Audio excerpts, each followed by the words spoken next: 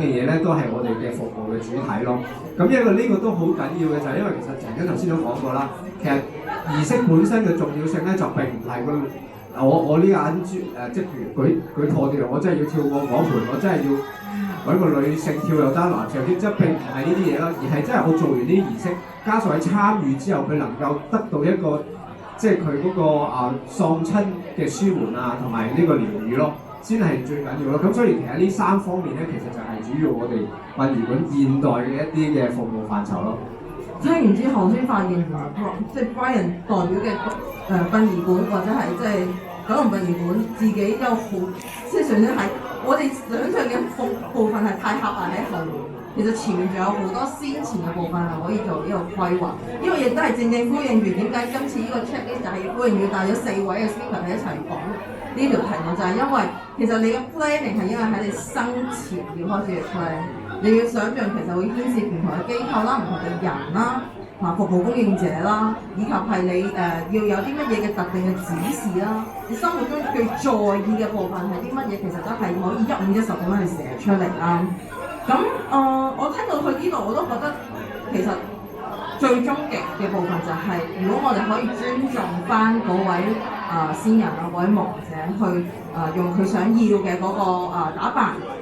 佢要嘅嗰個裝飾去完成咗一件事，對於先人係一個尊敬，仲有一個尊重啦。對於在生嘅人喺身邊嘅親友們，或者佢嘅組織或者係社群嘅朋友們，都係一個舒緩或者陪伴過渡哀傷嘅一個好重要嘅關卡嚟嘅。即係有陣時我只能夠呼應呢個，即係平時嗰啲soap opera 啊嗰啲經典嘅家族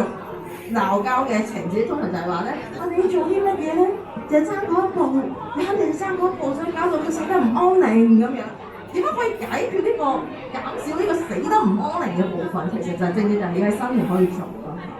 咁呢個可以作為一個少少嘅總結，就係講到呢度從生到死，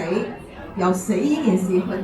衍生一啲我哋可以先行做嘅部分。咁呢個就做一個好大嘅好快嘅一個 touch up 啦，好快嘅 conclusion 啦。我哋仲有少少嘅時間，趁呢個時間啦，我就去望下呢個 slide 度咧，有一啲關鍵嘅部分，which 我覺得係都呼應翻我哋呢個族群咧。其實有陣時都會 care，但係唔知道點樣問。我丟個問題出嚟，我睇下邊個接啦。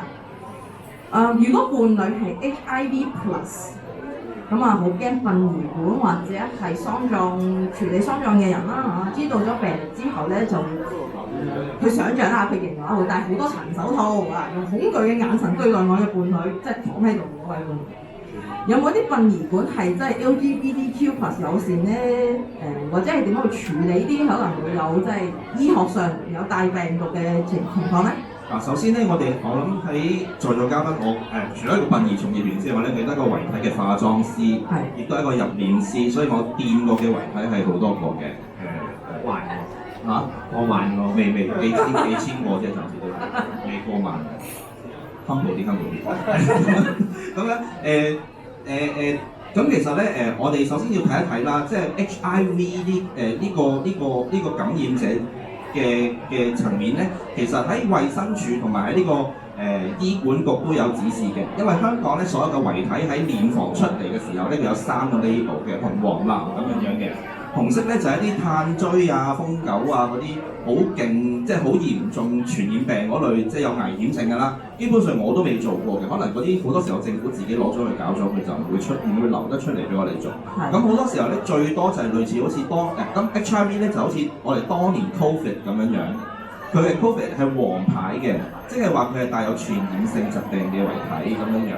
咁但係咧奈何咧香港衛生署同埋醫管局嘅指示咧都係唔合一嘅。衛生署咧佢就話你黃牌嘅話咧，佢可以做化妝，可以做着衫，但係建議嘅工人要穿戴防護裝備，但醫管局咧就唔建議嘅。